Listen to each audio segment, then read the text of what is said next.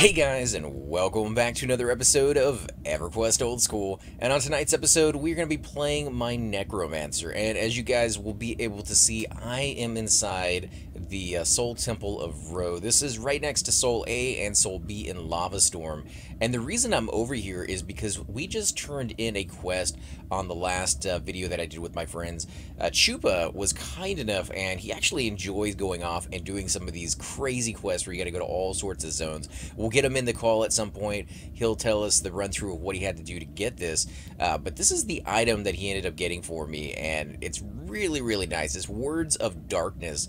It's magic, lore, and no trade, so you do have to do the quest. However, it is incubable, which means you can have another one of your tunes or a friend or even a complete stranger, if you want to pay them to do it, get the no trade items for you from different zones. And then you turn in the 300 gold pieces at the very end and you get the item. And it gives you Allure of Death and 45 mana if you wear it. The Allure of Death is a spell that we've been using quite a bit, like Dark Pack. I don't have to have that one mimmed on my spell bar. It's an instant cast. You can cast it from your inventory, or it can be on your body in your inventory as well, or your equipment, I should say. Sounds really, really cool. Unfortunately, we can't use the effect on it until we're level 20. So there is a little bit of a wait period there. We're level 17, about 2 bubbles and a little bit less than 2 bubbles, but we'll get there at some point, and then that little thing is going to help us out dramatically. However, we are going to be running back to Oasis to do some killing there. Yeah, I guess Oasis, I was thinking maybe the Karanas, but that is a really, really, really, really long run. It's an amazing zone. I actually liked... Oh man, I kind of want to go to the Karanas now. Let me see, how much plat do I have? I might be able to find a port. 20 plat? I don't know. I don't know if that's enough for a port. We'll give it a shot. Let me see if 20 plat is going to be good. I'm on a low level tune, so, you know, I pay when I can. On the guys that I can, I don't. Let's see, East Commons. So this is how you find a port for those of you who might be coming into the game. There is a guild called Dialport, Uber Ports, anything along those lines, and there's people who are willing to, you know, sell their services, their teleporting services for plat. Any chance for a port from Lava Storm to the Karanas?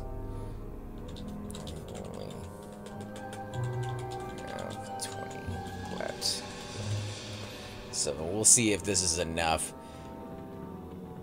I'm hoping it is. But yeah, as I said, it can be kind of rough out there. I do need to get my invis up, because if I'm going to the Karanas, you know, there's definitely some high-level druids there that do not like dark elves, and you got to keep that in mind when you're playing a evil tune. So invisibility versus undead, no thank you. Gather shadows, there we go. Sure, no problem. Where are you going? Karanas?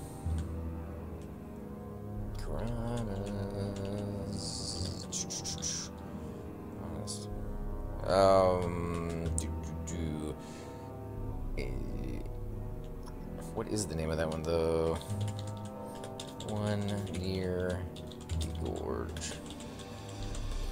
Can't believe I've forgotten the name of the Karanas, but I don't spend very much time in the Karanas.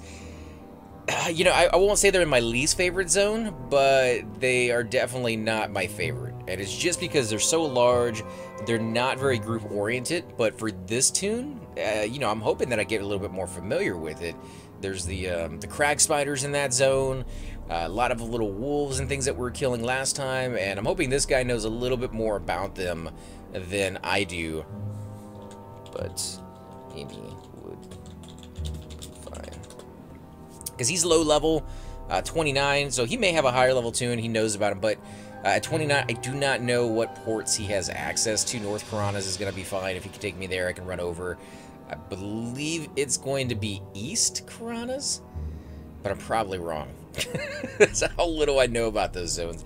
And I should know them a little bit better because we've been spending some time in there on our low level tunes.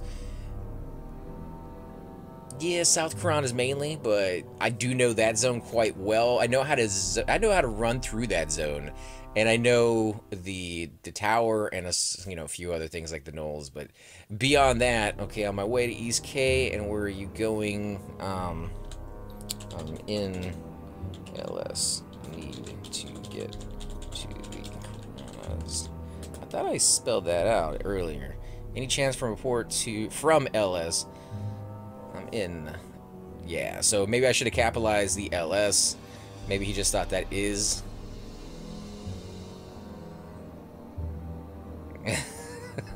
Yeah, I probably should have capitalized that or spelled it out. Wow, so a great start to the video, guys. No, we'll get it going here in a little bit. I do kind of like to show these, snippets in between every so often, because a lot of the time we just show I'm at the camp, let's start killing. And some of you guys may be kind of curious as actually how do you run there? What's the best way to get a port? Do you get a port? Do you just kind of invis past the guards or whatever is in your way? And the answer is a little bit of all of it. Like, if you can get a port and you got the plat and you don't feel like running, then yeah, definitely that is an option. However, there has been many times, friends of mine, especially Bushido Bull, has been running through a zone, seen a named, kill it, and gotten, a 4 or 5k item off of that named. So it is in your interest, if you're going through the right zones and you're able to solo mobs, which this guy is able to do, to sometimes just run it. And even if that means wasting, 10, 15, 20 minutes here and there, if you can get a 4 or 5k item just, kind of willy-nilly, just running through a zone, that is a great feeling, and that is a nice little boon to your bank in the long run. Doesn't always work out that way. I think most people probably don't see that ever. is the choice that I would go with. Bushido Bull is very lucky. He sees that almost on a regular basis. Every time he dies, he'll run through a zone just as he's waiting for a port. And, it's before long, he is quite literally just rolling in the dough. But he is a rogue. It kind of goes without saying. They make a lot more money than most people. Okay, so let's go ahead and put on our Gather Shadows.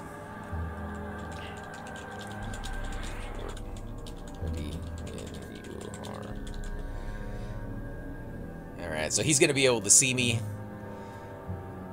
And I do have my Feign Death up just in case it fails.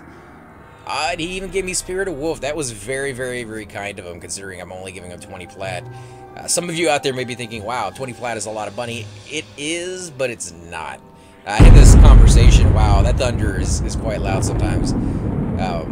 Yeah, I did have this conversation with a couple of my friends who have druids, and they do go around and they port quite often. And when you get to 56, 57, you get an evac across Siren's Grotto. And I've been willing to pay like 200 plat to get that evac across that zone. And they tell me that that is not really all that valuable to them. Oh, thanks again, man. Yeah, they tell me that's really not all that valuable to them because it's just not one of the greatest places to go. You got to port there, then you got to kind of have to run there. And the amount of time it takes for them to get to that zone and evac you across and spend the mana that it requires, they could make more than 200 plat just doing regular ports. That's really crazy, but if they're making 50, 60 plat off of each person and they port 4 people, then yeah, I guess that's the case. But yeah, 20 plat, not the greatest amount of money for them. So let's go ahead and get rid of their Gather Shadows. We'll put up our Restless Bones. I did not even check to see if I had bone chips. I believe I still do. I haven't really been going through them all that quick. I actually have a lot of junk I probably should have sold at the vendor before we came over here. But I think we're good. Yeah, we got a decent amount of bone chips. So let's see if we can get a good pet, and we'll go off and start fear kiting some of these things around. Now, I did this a while back, and I was really happy with the outcome. I was making a lot of experience. Ooh, and that's dark blue, so I'm going to be good with that one. Okay, so let's put on fear. I'm hoping that I will fall back into the rhythm of things because it has been a while, and I do need to get dark packed up because I just casted my pet, and I'm down a little bit of mana. So let's look at my spell list here. Leech, okay, that's my life tap. Kind of like life tap, it's damage over time. Engulfing Darkness, okay. Heart Flutter, Heat Blood. I believe Heart Flutter or Heat Blood. Which one was the lesser of those two? Let me take a look at this real quick. I can't believe I've already forgotten. 72 mana versus 80. Yeah, that doesn't really tell me much, because... Okay, we're gonna figure it out. We're gonna go and attack some stuff. I'm gonna tell my guy to guard here, and that way he will not come up and join me. And Squire Wembley is running around, ready to attack. And gotta watch out for him. Last time somebody was actually here killing that dude. So let's move a little bit over here to the side. Just for safety reasons. Don't want to maybe get aggro on them when the creatures start running off in that direction. So this gives us a little bit of leeway. And we'll see if we can grab somebody. I'm going to kind of stay away from these griffins, or griffons, just until I get my footing in here. So, yeah, you are not worth anything. Well, I am going to go completely against what I just said, and we're going to pull a griffon. It's the only thing within range, and I don't want to go too far off the beaten path. They are just a little bit faster than I would like. They have Spirit of Wolf or slightly above, and I did not even remember, because I'm just not paying attention to anything. I actually have Spirit of Wolf, so this is going to work out for me. Here we go. Fear. Yes, Fear worked. Let's put my pet on that thing. Let's go with Heart Flutter and see what that does. Engulfing Darkness doing 11 because he's running. Heart Flutter is doing 12. I think I need to put one more on there if I remember right. So let's go with Leech. Get a little bit of life off this guy. And Fear has worn off, and we got a Dark Stalker. Wonderful. So let's get Fear back on this guy. And he resisted it, so let's fear the Dark Stalker, if I can get unstunned here for a second. Actually, I don't care where you go, as long as you're not hitting me in the face. There we go. The other guy's almost dead. Let's just go ahead and siphon some life rather than wait for Fear to come back up. And he's running away now. Let's go after the other one. I need to put a snare on that sucker. Let's see if we can get a little closer. Hopefully he doesn't run out of the range again. Here he comes. He's coming back anyways. So I'm going to put Fear on him. And then we'll... maybe not. Okay, so he decided at the last minute to stop attacking my pet and come over here and punch me in the face before that spell went off. That seems a little coincidental, but the programming in this game is without a doubt amazing. Is he? Yeah, he is feared. Okay, so let's get some more life off of this guy, and then we're gonna have to med up. This is like the worst. This is because I'm out of practice, I think. So Heart Flutter uses a lot of mana, so that might not be the right spell. That might be why the other one died so quickly. It kind of pumped him up with... see, this is what I was worried about right there. Look at how that guy... Unbelievable, dude. I'm gonna punch you in your face with a bowl. This is so ridiculous. I'm actually hitting him with a bowl and expecting it to do damage. It's, no, I can't do any of those. I don't have anything other than Fear, so we're gonna go with Fear. Waste. Oh, jeez. Those stuns and just resist. There we go. 3%. You're a beautiful pet. Doing some damage. Now, I was told by Choops, who has a Necro, kind of a high-level Necro, that it is not worth it to give weapons to your pet if the base damage of the weapons is not higher than the base damage of his own attack with his fist. I don't know how you figure out that calculation other than to maybe just look at the damage your pet is doing on his own. And I actually need to get Shadow Compact up. You guys have probably been screaming for a while. That thing has fallen. I forgot just how quick that actually fades. But yeah, I guess if you look at how much damage he's doing naturally versus how much damage he would do with the weapons you're giving him, you will see if it actually starts to make a difference. What is this guy doing over here? Is he might be soloing a little bit too. If I can click on him, he's kind of moving around quite a bit. There we go. Wanda is blue. Okay, so he's he's killing some stuff. Level 16 Druid, so one level lower than I am. He seems to be doing fairly well. Now, I have heard that Druids do kind of shine in the zone. For one, it's wide open, so you have plenty of space to kind of do your thing. The second, there's guards they can run to where I can't really run to those. And animals, like Rangers and Druids, both get the Charm Animal spell. This is a good zone for that, because as you can see, the creatures we're killing, especially these wolves, they're animals, and they are fairly high level to the creatures you're fighting other than the wolves. So you have a nice little pool of creatures that you can kind of draw from. If your pet dies, there's more of them, and you still have other things you can kill within the vicinity, and that's really, really, really nice to have. Looks like he's getting beat on by his own pet, so maybe he's going to recharm it or kill it. It's at 31%. I have seen enchanters kind of do this, where they use their pet to take the brunt of the damage, but also to get damage themselves. And when they get low enough, whether it's within one fight or a couple fights or whatever the case may be, they let it go as a pet, then blow it down in like 20 or 30% range and take the experience for both. So that's really, really cool. And I also have seen them kind of get rid of the pet right before the other one dies. Whether they're going to keep it or not, they kind of let it sit mezzed or root it someplace. That way they don't have to share the experience, because they're not doing a dot like a necromancer is. They're just doing straight up damage to the creature with their own charmed animal or mob or whatever you want to call it, because they don't always have to do animals. Is that a cow out there?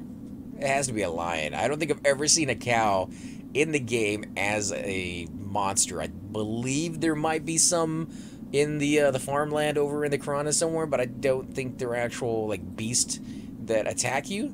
It just seems kind of weird to see an animal that you know of real life that is not really all that hostile. Now, I'm sure they can do some damage if they kick you or, you know, fall on you or something, but nobody has ever told a story about an enraged cow that goes around, you know, biting people's heads off. And lions, yeah, that's a thing. Cows, not so much. That would be kind of funny to see them do it. Do it well. It'd have to be done really well to have that working. Now, I have played other games like Black Desert Online, which is a JRPG MMO. They do have some kind of strange animals in there, like the bunny rabbit that is very hostile and can do some damage to you. This game did incorporate some of those creatures into it. If you go to some of the Velia zones, it's an ice zone. They have this almost Arctic fur type bunny rabbit running around, but he is like a level 1 or a level 2 bunny rabbit, and he's not hostile to anybody, and if you attack him, he dies almost immediately. Not just to mention the fact that it's a high level zone, or kind of a mid-range zone for some of them, and it's a level 1 creature, so it's going to die fairly quickly. But beyond that, they didn't really want it, obviously, to be a very vicious kind of creature. I don't know if that's a good thing or a bad thing. It would be hilarious to take on a bunny rabbit that kicks your butt. It doesn't really make a lot of sense, but I think they could pull it off if they put some lore behind it. Maybe barbarians were messing with them too much, or Thum changed his flavor from chickens to bunnies, and, you know, kind of, I don't know. I don't even want to speculate what's going on with that, but definitely pretty interesting that they're throwing some creatures in there once in a while that you wouldn't really expect. Okay, so that was my pet that I was conning there a second ago. So we need to find something. We're pretty good. I'm at 66%. Now, I'm not being too cautious like I have been in the past. If I did not have... sorry, guys. If I did not have 100% on that last fight, I probably would not have made it. But see, there's nobody else around here, so I'm going to come back and sit down and wait for a mob to kind of just roam in my path. I thought that lion was blue, which is why I got up. But yeah, I'd probably feel a little bit better at 60 or 70%. And I know that's only 1 or 2% more than what I had a second ago, but 1 or 2% more is something that I've actually died from. And just one more spell, just being able to cast that spell one more time, and quite literally being just one, like 10 mana, or sometimes even less than 10 mana away from being able to cast it, and I die. So just a second more of medding, or timing your medding before you stand up. That's something a lot of people don't look at, but shamans actually look at it quite a bit. is the tick. The tick is, if you look over here at the man on the far right, you will see right there it changed. It went from 5 something to 576 right now. And it's going to do it again. So it went up to 587. If you are sitting down for that duration and you get up right before it ticks, you lose that tick. So if you know what that duration is, I think it's like 3 seconds. Every 3 seconds it probably goes up. If you stand up before that, it was kind of a waste for you to sit down for that one specific tick. If you stand up right afterwards, sometimes you can still lose it. So if we watch that, as soon as it ticks, I'm going to stand up, and you're going to see it drops more than it probably should. So 642 right there. No, I got the whole thing. Okay, so I have seen it drop. I guess maybe I wasn't quick enough, or I stood up just a little bit too late. So let's take advantage of our good fortune here, and we have Spirit of Wolf, so I definitely enjoy using that. Gives me a little bit of leeway. Engulfing Darkness to slow him down, then we bring him back. Okay, so whatever leeway I had, I kind of wasted it by not turning the camera angle. There we go. Let's go ahead and let's put Heat Blood on him. And we will definitely snag some life off of this guy, because we have been sitting here for a while and not getting any life back. Not sure if that's going to be enough to kill him. We'll pay attention to the amount of life going down. Now, somebody left on the comment section that I really do need to keep track of just how much life I am killing him versus how much my pet is doing. Because if the pet does 50%, oh man, I hate it. I absolutely hate it when they come over and hit me.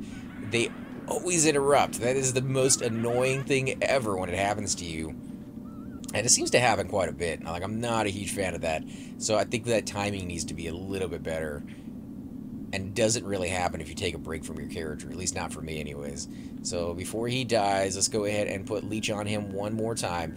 Even after he is dead, you will continue to get the life off of that creature. So it's kind of a cheat.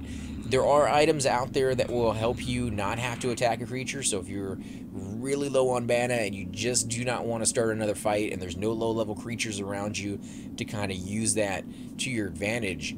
Oh man, where are you going? Okay, there you are. I thought he was going to go run off of something. You can get one of those Ayazoms. It's the Hallgrish beads. They sell for like 120k, so they're not cheap in any regard. However, if you were lucky enough to get one when they first dropped, then you don't have to pay that price. You can use it on your monk, you can use it on several tunes.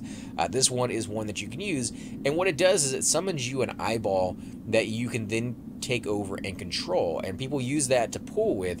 They instantly die. They have like 20 hit points or something ridiculously low, so you kill them in one shot. But if you use this spell on them, it kills them because you can actually attack your own Eye of Zom, but you continue to get life that the creature that you summon, the eye, did not actually have for a long period of time. So you get to summon it, you can actually hit it with a direct life tap if you want to and get that full amount off of it, or you can hit it with a damage over time one, or both if you really, really are low and you just kind of need that extra little boost without going out there looking for something. And believe it or not, that is something that I hear a number of people use to their advantage. So I think at some point, we'll give it a shot if I can ever afford one of those. Those are way outside my price range right now.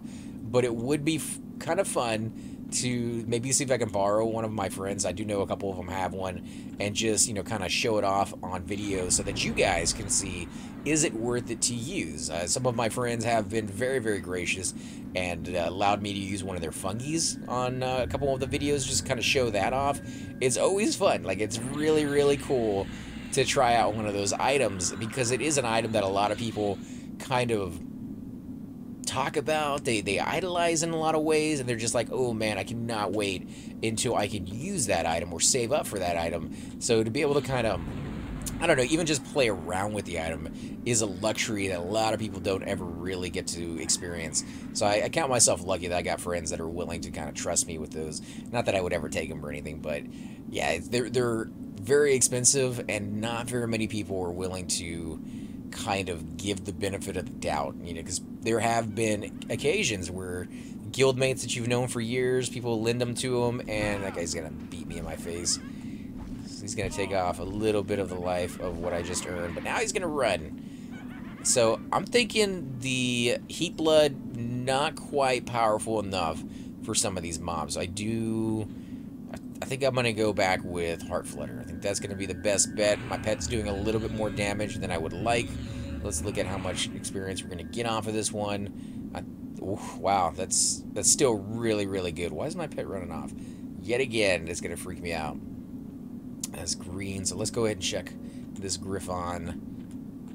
Let's see what he has on him. Just money. Let's see, 2 gold, 7 silver.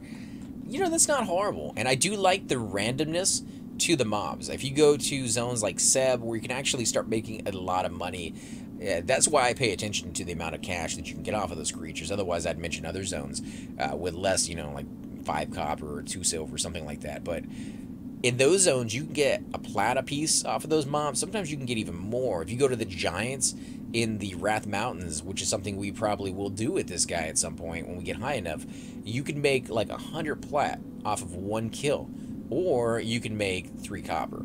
So there is a huge variance on what you can get off of a creature in some zones. Other ones, it's a little tighter. You know, like Seb, you get about a plat off of each creature. Sometimes a little bit less, but not much. You're going to be making like 9, 10 gold at the very least, and sometimes, you know, 2 or 3 plat off of the creatures that you kill in there. So it adds up. If you can consider looting, you know, 50, 60 mobs every hour, then you're making a decent amount of money just off of the plat alone, plus the items that drop there. So the variance, though, is something that I really, really like, just that it's not stale. You go into games that I've played in the past, like Everquest 2 is one that comes to mind because I have done a lot of videos with that game, and one of the videos that I did was for a new zone that they came out with, right? It's a new download content, and in that's, oh man, we lost Spirit of Wolf. No! It was nice while it lasted. Wow, that wolf is going fast.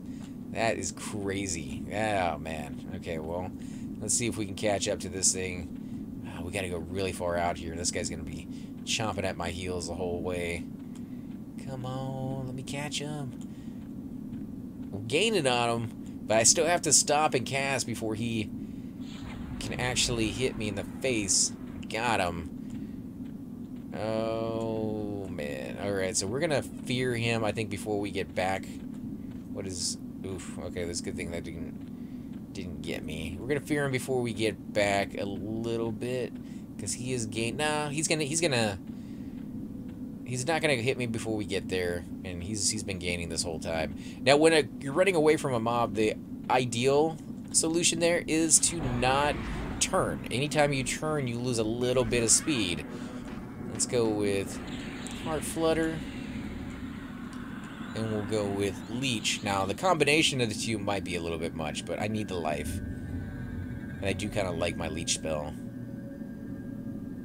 There we go. Yeah, but Everquest 2, in one of the zones that they came out with new content, you could see they kind of cheaped out, or they left the default in there without thinking, and every quest that you did had the exact same price tag. It was like 5 gold, 2 silver, 14 copper every single time, and there's like 300 quests in that zone. And so for every single one of those, ooh, Engulfing Darkness wore off. That definitely needs to be back on him, and he's out of range.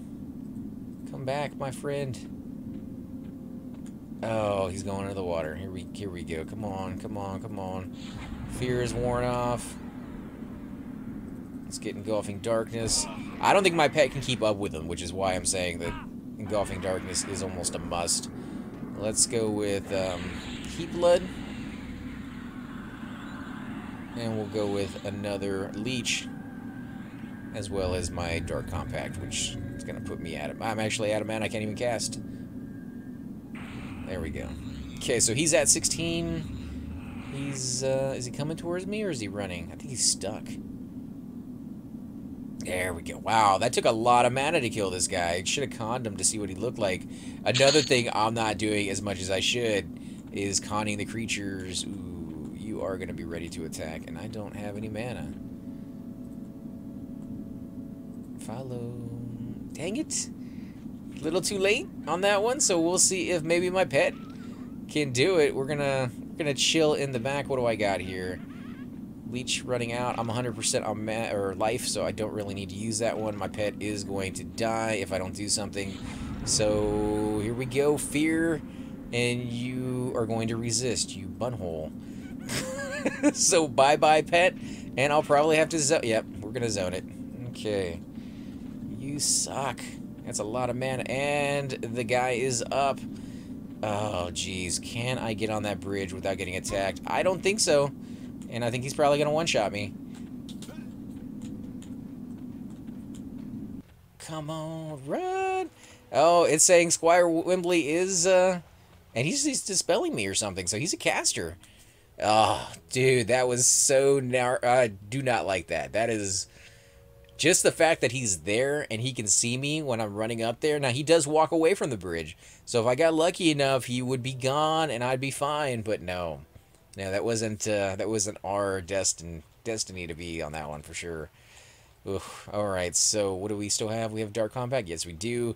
I'm gonna get rid of Fear, and we're gonna go with a pet. Get ready to cast my pet anyways, and we'll see if he shows up as blue or green. You know, my luck has it as I'll get a good pet, and then after that I'll get like 5, 6, 7 really, really bad pets. Now, there is an item that I haven't gotten access to just yet that is really, really nice in regards to that. You can use the focus item kind of thing from the Mage quest, like a broom, or I think there's a shovel, and they all have the ability to reclaim energy on your pet. You can use that as a necromancer from what I've told. That's really, really nice to have that ability, because that's one less spell you have to put on your bar. Now, in most games, especially more modern MMOs out there, that's not a thing. Like, you don't really have to worry about your spell bar. You have as many spell bars down here on the bottom as you want. In Everquest 2, I have like 150, 200 abilities down here that I can use as my spell bar, and it quite literally takes up all the screen down here where you see my chat bars. That is all spell icons, and I'll go through each and every single one of those 3 or 4 times per fight. That is a lot of button mashing. And really all it is button mashing in the right order, because you played for so long, you know exactly what you're doing. But it's just kind of, one, overwhelming for new players, and two, kind of ridiculous to have that many abilities. Because a game like this gets by with just this. This is your spell bar. And there are characters and people out there that do make use of having to open up their spell book. Shamans, enchanters are a couple examples that will go under their spell book multiple times to do a certain fight. It's kind of unfortunate that they have to do that, or maybe not that they have to do that, but if they want to be the most efficient they possibly can, they will do that. But other classes, they can normally get by with just what you have here and sometimes dip into the spellbook, but it makes you choose. It makes you think about the fight you're about to go into and say, what spells do I need for this fight? My memory, my abilities to cast spells are only so great. And I see that in VR games kind of coming down the pipeline, where you're going to have to actually make the symbol or cast a spell or wave your hand in a certain way to be able to use those spells. And that's going to come down to memory. And I can only imagine, you know, if you play the game for 5, 6 years, you'll probably memorize a lot of the spells. But until you get to that point, you're only going to have like 5, 6, 7 spells at your fingertips that you are accustomed to using. And as you kind of grow into those classes, maybe they just kind of expand upon the basics of that spell. So, you know, like waving your hand up is a spell, but then later on, up and to the right is a more enhanced version of that spell. And you can imagine how that would go into just being this really complicated series of motions at the high-end stage of, you know, whatever light spell that you're casting. I think that's amazing. I think that's going to be pretty cool. But I think these guys, when they created this game, did it right. I think they chose a decent number of spell slots later on. When as the game progressed, they did give you one more spell slot. They expanded this, and I don't know how it is on live now. I imagine it's probably just spell bar after spell bar after spell bar. But yeah, I like this setup. Does make things a little difficult sometimes. But as we met up here, guys, I'm going to go ahead and end the episode. I do want to thank you guys for watching. If you have enjoyed my Necromancer series, let me know. I mean, I've definitely been digging them. It does take a little while to get used to when you switch to a lot of characters, and I do unfortunately have a lot of alts. I enjoy playing different classes. I think it expands my understanding of my group when I'm in a group with different people. It also helps me just know what a certain class is bringing to the table when I do get them in there, so that they can, contribute if they've never been in a group before. And we do get people in there like that from time to time.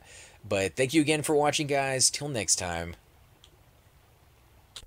Hey guys, and welcome to the disembodied voice of AC Gamer.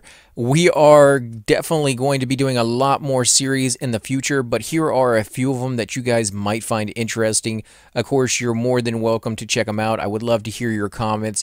Again, if you do enjoy these videos, be sure to hit that like button, subscribe. It's definitely the indicator that I use to tell if you guys want to see more videos like that, of that particular game style, of that series in the long run. So when you guys leave comments down, it helps me decide whether we should keep doing it, as well as whether you want to see games like that in the future. And here are a few of them right here. I kind of picked out a few of different genres. We will be doing spotlights for other YouTubers in the future. So if you want to get a little shout out, definitely let me know. If you group with me, chances are you will get a shout out in here eventually. But for now, these are just 4 series that I have that I feel like could use a little bit more attention, and that you guys might actually enjoy as well. Thanks again for watching, guys, and we will definitely catch you all next time.